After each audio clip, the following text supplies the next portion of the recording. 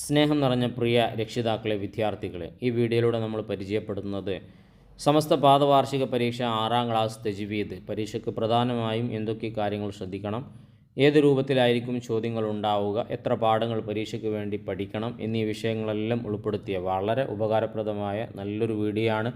മുഴുവനായി തന്നെ കാണാൻ പ്രത്യേകം ശ്രദ്ധിക്കുക, നഷ്ടപ്പെടുത്തി കളയരുത്. നല്ല മാർക്ക് നമുക്ക് സ്കോർ ചെയ്യാൻ പറ്റും. പ്രധാന വിഷയങ്ങൾ പറയുന്നതിന് മുമ്പ് ആദ്യം നമുക്ക് മോഡൽ ചോദ്യ പേപ്പർ ഉത്തര സഹിതമൊന്ന് വിശദീകരിക്കാം. സാധാരണ ഉള്ളതുപോലെ ശരി അടയാളപ്പെടുത്തുക എന്ന ഒരു ചോദ്യമുണ്ട്. 6 ചോദ്യങ്ങൾക്ക് 3 ഓപ്ഷനാണ് നൽകിയിട്ടുള്ളത്. ഓപ്ഷൻ ഉണ്ടാകുമ്പോൾ വേഗം തന്നെ അതെനിക്കറിയാം എന്ന മട്ടിൽ കൈകാര്യം ചെയ്ത് കഴിഞ്ഞാൽ അവിടെ ഇവിടെയൊക്കെ തെറ്റിപ്പോകും. നമ്മുടെ ലക്ഷ്യം ഫുൾ മാർക്കാണ്, അത് നഷ്ടപ്പെട്ടു പോകും. അതുകൊണ്ട് ശ്രദ്ധിച്ച് സൂക്ഷിച്ച് വായിച്ച് ഉറപ്പുവരുത്തിയതിന് ശേഷം മാത്രമേ ഇതുപോലത്തെ ടിക്ക് ചെയ്യാനും മാർക്ക് ചെയ്യാനുള്ളത് നമ്മൾ ചെയ്യാവൂ. അപ്പോൾ ഒന്നാമത്തത്, എല്ലാറ്റിനും മതിയാകുന്ന 2 ആയത്തുകൾ. ഏതാണത്? ആയത്തുൽ കുർസിയാണോ സൂറത്തുൽ ഇഖ്ലാസ് ആണോ? രണ്ടുമല്ല, ആമന റസൂലുമാണ് അത്. ഇനി രണ്ടാമത്തത്, വീട്ടിൽ നിന്ന് പുറത്തു പോകുമ്പോൾ എന്താണ്? ആയത്തുൽ കുർസിയാണ് നമ്മൾ ഓതേണ്ടത്.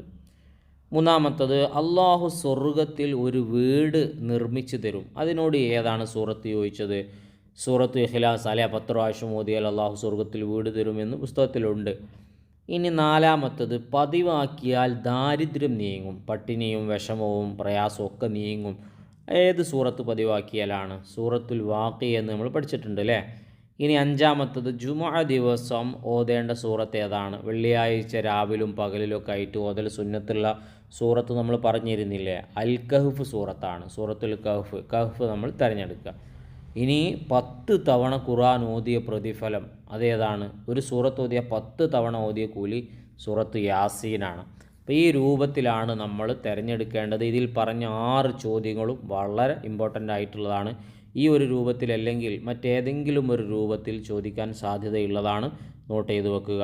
ഇനി നമുക്ക് അടുത്ത ചോദ്യത്തിലേക്ക് കടക്കാം. ഇനി രണ്ടാമത്തത്, ഉത്തരം എഴുതുക എന്ന ചോദ്യത്തിൽ 5 പ്രധാന ചോദ്യങ്ങൾ വന്നിട്ടുണ്ട്, വായിക്കാം.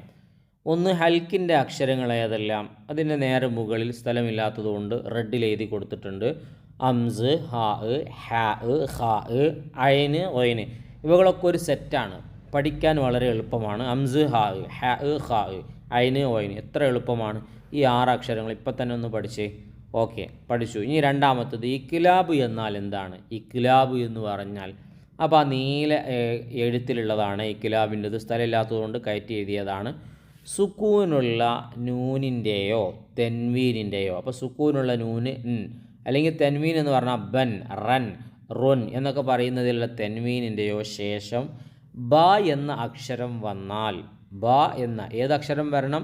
നൂനിനോ തെൻവീനോ ശേഷം ബ എന്ന അക്ഷരം വന്നാൽ നൂനിനെയും തെൻവീനിനെയും മീമാക്കി മാറ്റി ഉന്നത്ത് ചെയ്ത് ഉച്ചരിക്കണം. അപ്പോൾ ആ നൂനിനെയും തെൻവീനെയും എന്താക്കണം? മീമാക്കി മാറ്റിയിട്ട് ഉന്നത്ത് ചെയ്ത്, അഥവാ മണിച്ചങ്ങ് ഓതണം. ഇപ്പോൾ ഉദാഹരണം, കിറാമിൻ എന്ന് പറയുന്നത്, മിൻ എന്നുള്ളത് എനിക്ക് ഏതാണ്? നിങ്ങളൊന്ന് പറഞ്ഞു നോക്ക്. മിൻ തെൻവീനല്ലേ, കെസ്ർ തെൻവീനല്ലേ അതിലുള്ളത്. അപ്പോൾ ആ തെൻവീന് ശേഷം ബ, കിറാമിൻ ബററ എന്നുള്ളത് പിന്നെ തുടങ്ങുന്ന ബ അല്ലേ. അപ്പോൾ നമ്മൾ ഈ പറഞ്ഞ തെൻവീന് ശേഷം ബ വന്നു കഴിഞ്ഞാൽ എങ്ങനെ ഓതണം? ഈ തെൻവീനെ മീമാക്കി മറിച്ച് മണിച്ചോതണം. കിറാമിൻ ബററ.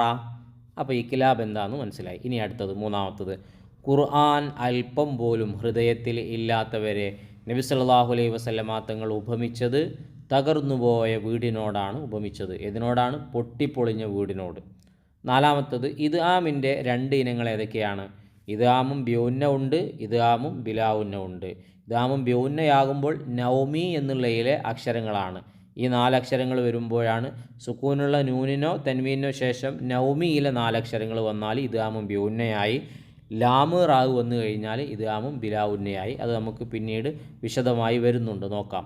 ഇനി അഞ്ചാമത്തത്, സാക്കിനായ നൂനിൻ്റെയും തെൻവീൻ്റെയും നിയമങ്ങൾ ഏതൊക്കെയാണ്? എത്ര നിയമങ്ങൾ അതിൽ വരുന്നുണ്ട് എന്ന ചോദ്യവും വരാം. ഏതൊക്കെയാണത് എന്നും വരാം. അപ്പോൾ ഇഖ്ഫാ 1ആയി, ഇദ്ഹാർ 2ആയി, ഇദ്ആമും ബിഉന്ന 3ആയി, ഇദ്ആമും ബിലാഉന്ന 4ആയി, ഇക്ലാബ് 5ആയി. ഇങ്ങനെ 5 നിയമങ്ങൾ സാക്കിനായ നൂനും തെൻവീനും വരുന്നുണ്ട്. ഇതൊക്കെ ഇതിൽ വിശദീകരിക്കുന്നുണ്ട്, മുഴുവനായി തന്നെ കാണുക. ഇനി മൂന്നാമത്തത്, വേർതിരിക്കുക എന്ന ചോദ്യമാണ്. ഇഖ്ലാബ് ഇഖ്ഫാഹ് എന്നിങ്ങനെയാണ് വേർതിരിക്കേണ്ടത്. ഇഖ്ലാബ് ഇപ്പോൾ നമ്മൾ പറഞ്ഞു, നൂന് തൻവീന് ശേഷം ബാവ് വന്നു കഴിഞ്ഞാൽ ഇഖ്ലാബാണ്, എളുപ്പമാണ്. കിറാമിൻ എന്നുള്ളതിൽ അങ്ങനെ ഉണ്ട്, കാരണം ബായാണ് തൻവീന് ശേഷം വന്നിട്ടുള്ളത്. കിറാമിൻ ബററ മിംബഅദി, അപ്പോൾ ഒന്ന് തെൻവീനാണ്, ഒന്നിൽ സുക്കൂനുള്ള നൂനുമാണ്. അങ്ങനെ രണ്ട് ഉദാഹരണവും കിട്ടി. ഇനി ഇഖ്ഫ എന്ന് പറയുമ്പോൾ നൂനിനോ തെൻവീനോ ശേഷം നമ്മൾ പറഞ്ഞു ഇഖ്ഫായിൻ്റെ 15 അക്ഷരമുണ്ട്, ഒരുപാട് അക്ഷരമുണ്ട്. ആ 15 അക്ഷരത്തിൽ നിന്ന് ഏതെങ്കിലും ഒന്ന് വന്നു കഴിഞ്ഞാൽ ഇഖ്ഫ ആണ്. ആ 15 അക്ഷരത്തെ മനസ്സിലാക്കാനുള്ള എളുപ്പമായി ഞാൻ പറഞ്ഞുതരാം. ഇദ്ഗാമിൻ്റെ 4 അക്ഷരം ഇപ്പം നമ്മൾ പറഞ്ഞു, ഏതാണ്? നൗമി എന്നുള്ളതിലെ 4 അക്ഷരം. ആ 4 അക്ഷരം ഒഴിച്ച് ഇനി ഇദാമും ബിലാവുന്നൻ്റെ 2 അക്ഷരം പറഞ്ഞു, ഏതാണ്? ലാമ് റ ആണ്. പിന്നെ ഇൽഹാറിൻ്റെ അക്ഷരം നമ്മൾ ആദ്യം പറഞ്ഞു, ഹൽക്കിൻ്റെ 6 അക്ഷരങ്ങൾ പറഞ്ഞില്ല, ഹംസ് ഹാ ഹാ പിന്നെ ഒയിന് ഈ 6 അക്ഷരങ്ങൾ. പിന്നെ ഇഖ്ലാബിൻ്റെ ഒരു അക്ഷരവും പറഞ്ഞില്ലേ, ബാ. ഇത് ഒഴിച്ച് ബാക്കിയുള്ള എല്ലാ അക്ഷരങ്ങളും ഇഖ്ഫായിലാണ് വരിക. എത്ര എളുപ്പമുണ്ട്. അപ്പോൾ ഇൽഹാറിൻ്റെ 6 അക്ഷരങ്ങൾ, ഇദ്ഗാമിൻ്റെ 4 അക്ഷരങ്ങൾ, ഇദ്ഗാം ബിലാവുന്നൻ്റെ 2 അക്ഷരങ്ങൾ, ഇഖ്ലാബിൻ്റെ ഒരു അക്ഷരം, അതും കഴിച്ച് ബാക്കിയുള്ളത് തൻവീന് സുക്കൂന് ശേഷം വരുമ്പോൾ അവിടെ ഇഖ്ഫ ആണ്. എന്ത് എളുപ്പമാണ് തജ്വീദ് പഠിക്കാൻ, ഇത്രയേ ഉള്ളൂ. ഇത് 1-2 തവണ കേട്ട് മനസ്സിൽ അവിടെ സ്റ്റോക്ക് ചെയ്ത് വെക്കുക. എന്നാൽ ഖുർആൻ ഓതുന്ന സമയത്ത് ഉസ്താദ് നിയമം ചോദിച്ചു കഴിഞ്ഞാൽ അടിക്കടി നമുക്ക് പറഞ്ഞു കൊടുക്കാൻ കഴിയും. ഉസ്താദ് തന്നെ വിചാരിക്കും ഇവന് തൊടുന്ന അതൊക്കെ പഠിച്ചതെന്ന്. അപ്പോൾ ഇത്രയേ ഉള്ളൂ തജ്വീദിൻ്റെ. ഇതാണ് തജ്വീദിൻ്റെ 90% ഇപ്പോൾ നിങ്ങൾ ഈ പഠിച്ചത്. ഇനി ബാക്കി കുറച്ചും കൂടിയേ ഉള്ളൂ. അപ്പോൾ ഈ 90% നമ്മൾ മനസ്സിലാക്കി വെക്കുക. എന്നാൽ ഖുർആൻ ഓതുമ്പോൾ നമുക്ക് ഒരുപാട് പിഴവിൽ നിന്ന് മോചനം ലഭിക്കും. ഇനി അടുത്തത് ഖുർആൻ പാരായണം ആകർഷണീയവും മികച്ചതുമാക്കാൻ നാം ശ്രദ്ധിക്കേണ്ട കാര്യങ്ങൾ എന്തൊക്കെയാണ്? അക്ഷരങ്ങളുടെ കൃത്യമായ ഉച്ചാരണവും, നല്ലോണം മഖ്റജിൽ നിന്ന് തന്നെ അക്ഷരങ്ങൾ പുറപ്പെടുവിക്കുക. പിന്നെ ശബ്ദ സ്വഭാവവും പാലിക്കുക. അപ്പോൾ അക്ഷരങ്ങളുടെ കൃത്യമായ ഉച്ചാരണവും ശബ്ദ സ്വഭാവവും പാലിക്കുക വളരെ പ്രധാനപ്പെട്ട ചോദ്യമാണ്. പഠിച്ചു വെച്ചോ 2 കാര്യങ്ങളും. 2, മീമിലും നൂനിലും ഉന്നത്ത് ചെയ്യേണ്ടിടത്ത് കൃത്യമായ അളവ് പാലിച്ച് ഉന്നത്ത് ചെയ്യുക. അപ്പം മണി നല്ലോണം ശ്രദ്ധിച്ച് അതിൻ്റെ കണക്കനുസരിച്ചാവുക. അമ്മ, അന്ന, നൂനിലും ഷദ്ദുള്ള മീമിലൊക്കെ അതിൻ്റെ ഉന്നത്ത് കൃത്യമായിരിക്കുക. ഇത് വളരെ പ്രധാനപ്പെട്ട ചോദ്യമാണ്, ഇപ്പോൾ തന്നെ പഠിക്കുക. ഇനി നമുക്ക് 5-മത്തത് വായിക്കുന്നതിന് മുമ്പ് ഇതുപോലത്തെ നല്ല നല്ല വീഡിയോകൾ കഷ്ടപ്പെട്ട് നിങ്ങളിലേക്ക് എത്തിക്കുന്നതിൽ നിന്ന് പ്രതീക്ഷിക്കുന്നത് നിങ്ങളുടെ സ്നേഹമായ സബ്സ്ക്രൈബാണ്. ചെയ്തിട്ടുണ്ടാകുമെന്നറിയാം. ചെയ്യാതെ ആരെങ്കിലും പുതുതായി കാണുന്നുണ്ടെങ്കിൽ ഒന്ന് ചെയ്ത് സപ്പോർട്ട് ചെയ്യണം. പിന്നെ ഒരു ലൈക്ക് ഇപ്പോൾ തന്നെ കൊടുത്തേക്കുക. വീഡിയോ ഉപകാരപ്പെടുന്നുണ്ടെങ്കിൽ നന്ദി അറിയിച്ച് അൽഹംദുലില്ലാഹോ താങ്ക്സോ മറ്റെന്തെങ്കിലും ഒന്ന് കമൻറ്റിലൂടെ എഴുതി അറിയിക്കുകയും ചെയ്യുക. 5-മത്തത് ഓരോ ഉദാഹരണം വീതം എഴുതുക എന്നതാണ്. ഞാൻ 1 മാത്രമേ എഴുതി കൊടുത്തിട്ടുള്ളൂ. ബാക്കിയുള്ളത് നിങ്ങൾ 1-2 ബുക്കിൽ നോക്കി മനസ്സിലാക്കി വെക്കുക. ഇപ്പോൾ ഇൽഹാറിന് നമ്മൾ നേരത്തെ പറഞ്ഞു, മീമിനോ തെൻവീനോ ശേഷം അൽക്കിൻ്റെ അക്ഷരം വന്നാൽ ഇൽഹാറായി. അതവിടെ കൊടുത്തിട്ടുണ്ട്. മിൻഹു, മിന് ഹു, കണ്ടില്ലേ? മിൻഹുൽ. അടുത്തത് ഇദ്ഗാമും ബിയൂന്നെ നമ്മൾ നേരത്തെ പറഞ്ഞ നൗമിയിലെ അക്ഷരങ്ങൾ 4 അക്ഷരങ്ങൾ തെൻവീനോ നൂനോ ശേഷം വരിക. ഖാസി അൻ എന്നുള്ളത് തെൻവീനുണ്ട്, അതിന് ശേഷം വാ വന്നു, ഇദ്ഗാം ചെയ്യണം. ഖാസി അ വഹുവ. ഇനി അടുത്തത് ഇദ്ഗാമും ബിലാ ഉന്നയാണ്. ലാമ് റാവ് നമ്മൾ പറഞ്ഞു. മിർ റബ്ബിക്ക, നൂനിന് ശേഷം റാ വന്നു. അപ്പോൾ നമ്മൾ മണിക്കാതെ ചേർത്തി ഓതണം, ഇദ്ഗാം ചെയ്യണം. മിർ റബ്ബിക്ക. അപ്പോൾ ഇദ്ഗാം ബിയൂനൻ്റെ ലാമ് റാഹ് അക്ഷരങ്ങൾ. അത്രയേ ഉള്ളൂ, വളരെ എളുപ്പമുള്ളതാണ്. ഇനി ക്രമത്തിലാക്കുക എന്നുള്ളത് നമുക്കൊക്കെ അറിയുന്ന മനപ്പാടുള്ളൊരു ഹദീസായിരിക്കും ഇത്. അല്ലാത്തവർ പഠിച്ചു വെച്ചോളൂ. ഇഖ്റഉൽ ഖുർആന ബിലുഹൂനിൽ അറബി വാസ്വാത്തിയ. അറബികളുടെ ശൈലിയിലും ശബ്ദത്തിലുമായി നമ്മൾ ഖുർആൻ ഓതുക എന്ന് നമ്മൾ പാഠത്ത് പഠിച്ചില്ലേ? അതാണ് ഇതിൻ്റെ ആശയം വരുന്നത്. അപ്പോൾ ഇതിൻ്റെ അറബിയും ആശയവും നമ്മൾ നിർബന്ധമായും പഠിച്ചിരിക്കണം. ഇനി നമുക്ക് വായിക്കാനുള്ളത് 7-മത്തത് പൂർത്തിയാക്കുക എന്ന ചോദ്യമാണ്.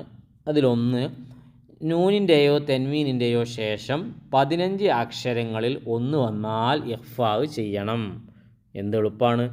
2-മത്തത് സുക്കൂനുള്ള നൂനിൻ്റെ അതേ ശബ്ദത്തിൽ ഉച്ചരിക്കുന്ന മറ്റൊന്നുകൂടിയുണ്ട്. അതാണ് എന്ത്? തെൻവീന്. ഇപ്പോൾ ഉദാഹരണമായി പറയുകയാണെങ്കിൽ നിങ്ങളൊരു പേൻ എടുത്തിട്ട് അനൻ എന്ന അറബിയിലൊന്ന് എഴുതി നോക്ക്. ആദ്യം നിങ്ങൾ ആ എഴുതും, പിന്നെ നാ എഴുതും, പിന്നെ നീന്ന് എഴുതും. എന്താ വായിക്കുക? അനൻ. എന്നാൽ ഇനി ഞാൻ പറയുന്ന രൂപത്തിലൊന്ന് നിങ്ങൾ എഴുതി നോക്ക്. ആ ഇടുക, പിന്നെ നാ ഇടുക, അതിൻ്റെ മേലിൽ 2 ഫത്ത് ഇട്ട് കൊടുക്കുക. അപ്പോൾ എന്താ വായിക്കുക? അനൻ എന്നല്ലേ? അപ്പോൾ രണ്ടും ഒന്ന് തന്നെയാണ് ശരിക്കും പറയുകയാണെങ്കിൽ. അപ്പോൾ ഒന്നുകൂടെ ഉച്ചാരണത്തിൽ മറ്റൊന്നുകൂടെ ഉണ്ടെന്ന് പറയുന്നത് ഏതാണ്? നൂനും തൻവീനുമാണ്, രണ്ടും കൂടെ ഒരുപോലെ വരുന്നത്. ഇനി 3-മത്തത് മസലുൽ മുഅ്മിനില്ലദീ യഖറഉൽ ഖുർആന കൽ ഉതുറുഞ്ചിമത്തി. ഖുർആൻ ഓതുന്ന വ്യക്തിയുടെ സത്യവിശ്വാസി ഓറഞ്ച് പോലെയാണ്. തഅമുഹ തൊയ്യിബുൻ, അതിൻ്റെ രുചി നല്ലതാണ്. വരീഹുഹ തൊയ്യിബുൻ, അതിൻ്റെ വാസനയും നല്ലതാണ്. അപ്പോൾ ഖുർആൻ ഓതുന്ന വ്യക്തിയുടെ ഉപമ ഏതുപോലെയാണ് എന്ന് നമ്മൾ മനസ്സിലാക്കി വെക്കണം. ഓറഞ്ച് പോലെയാണ്. ഇനി ഖുർആൻ പാരായണം ചെയ്യാത്ത കപടവിശ്വാസിയെ നബി സല്ലല്ലാഹു അലൈഹി വസല്ലം തങ്ങൾ ആട്ടങ്ങയോടാണ് ഉപമിച്ചത്. അതിൽ നല്ല മണമോ രുചിയോ ഇല്ല. അതൊക്കെ വളരെ ഇമ്പോർട്ടൻ്റ് ആയിട്ടുള്ള കാര്യമാണ്, നോട്ട് ചെയ്ത് വെക്കുക. ഇനി വ്യക്തമാക്കാം എന്നുള്ളതിൽ വളരെ പ്രധാനപ്പെട്ട 3 ചോദ്യങ്ങൾ. ഇതൊക്കെ നമ്മൾ പറഞ്ഞാൽ ഇഖ്ഫ എന്ന് പറഞ്ഞാൽ സുക്കൂനുള്ള നൂനിനെയോ തെൻവീനെയോ അവ്യക്തമാക്കി ഉന്നത്ത് ചെയ്ത് ഉച്ചരിക്കലാണ്. അപ്പോൾ സുക്കൂനുള്ള നൂനെയും തെൻവീനെയും അവ്യക്തമാക്കി ഉന്നത്ത് ചെയ്ത് മണിച്ച് ഉച്ചരിക്കലാണ് ഇഖ്ഫാഹ്. ഇൽഹാർ എന്ന് പറഞ്ഞാലോ അൽക്കിൻ്റെ അക്ഷരങ്ങൾ വരുമ്പോൾ വെളിവാക്കി ഓതണം. സുക്കൂനുള്ള നൂനിൻ്റെയും തെൻവീനെയും വ്യക്തമാക്കി ഉച്ചരിക്കണം. ഇദാമും ബിയുന്നയാകുമ്പോൾ സുക്കൂനുള്ള നൂനിൻ്റെയും തെൻവീനെയും ശേഷം യാഗ്, നൂന്, മീമ്, വാവ്. ഇവിടെ എന്താ എഴുതി കൊടുത്തത്? എൻമു എന്നാണ്. എന്നതിൽ 4 അക്ഷരങ്ങളിൽ ഒന്ന് വന്നാൽ നൂനിനെയും തെൻവീനെയും ശേഷമുള്ള അക്ഷരത്തിൽ ലയിപ്പിച്ച് ഉന്നത്ത് ചെയ്ത് ഉച്ചരിക്കണം. ഇതിന് ഇദ്ഗാമും ബിയുന്ന എന്ന് പറയുന്നു. അപ്പോൾ നമ്മൾ പറഞ്ഞ കാര്യങ്ങൾ തന്നെ അത് അതിൻ്റെ ഡെഫിനിഷനിലേക്ക് മാറ്റി എന്ന് മാത്രം. അത് പഠിച്ചു വെക്കുന്നത് നല്ലതാണ്. ഇത് 3ഉം വളരെ പ്രധാനപ്പെട്ടതാണ്. ഇദ്ഗാമ് ബിയുന്നൻ്റെ പിന്നെ തോന ഉള്ളത് കൊണ്ട് ചോദിക്കാൻ സാധ്യത കുറവാണ്. എന്നാലും മറ്റ് 2 ഉറപ്പായും ചോദിക്കും, പഠിച്ചു വെക്കുക. ഇനി പൂരിപ്പിച്ച അർത്ഥം എഴുതണം. വറത്തിലിൽ ഖുർആന തെർത്തീല എന്നാണ് പൂർത്തിയാക്കി എഴുതേണ്ടത്. നിങ്ങൾ ഖുർആൻ സാവധാനവും നിയമങ്ങൾ പാലിച്ചും ഭംഗിയായി പാരായണം ചെയ്യുക. അത് ഇമ്പോർട്ടൻ്റ് ആണ്. അതിൻ്റെ താഴെ മൻ ഖറഅ ഹറഫം മിനൽ കിതാബില്ലാഹി ഫലഹു ബിഹി ഹസനത്തുൻ വൽ ഹസനത്തു ബിഅശ്രി അംസാലിഹ. വിശുദ്ധ ഖുർആനിലെ ഒരക്ഷരം പാരായണം ചെയ്യുന്നത് 10 ഇരട്ടി പ്രതിഫലം ലഭിക്കുന്ന നന്മയാണ്. ഇത് 2ഉം ഇമ്പോർട്ടൻ്റ് ആണ്. അറബിയും ആശയവും പഠിച്ചു വെക്കുക. ഇത് വായിച്ചു കഴിഞ്ഞതിലൂടെ കൃത്യമായ രൂപം നമുക്ക് ലഭിച്ചു കഴിഞ്ഞു. 5 പാഠങ്ങളാണ് തജ്വീദിൽ നമുക്ക് പഠിക്കാനുള്ളത്. എല്ലാം നന്നായി പഠിക്കുക. എല്ലാവർക്കും നല്ല വിജയം ഉണ്ടാവട്ടെ എന്ന് ആത്മാർത്ഥമായി ദുആ ചെയ്യുകയാണ്. ഇനിയും നമുക്ക് നല്ല ക്ലാസ്സുകൾ വേണം. നിങ്ങളുടെ സപ്പോർട്ടായ സബ്സ്ക്രൈബ് ഉണ്ടാവണം. ചെയ്യാത്തവർ ചെയ്യുക, ലൈക്ക് അടിക്കാൻ മറന്നവർ ചെയ്യുക. അതുപോലെ തന്നെ ഉപകാരപ്പെട്ടെങ്കിൽ കമൻറ്റിലൂടെ എഴുതി അറിയിക്കുകയും ചെയ്യുക. നല്ല വീഡിയോയുമായി നമുക്ക് വീണ്ടും കാണാം.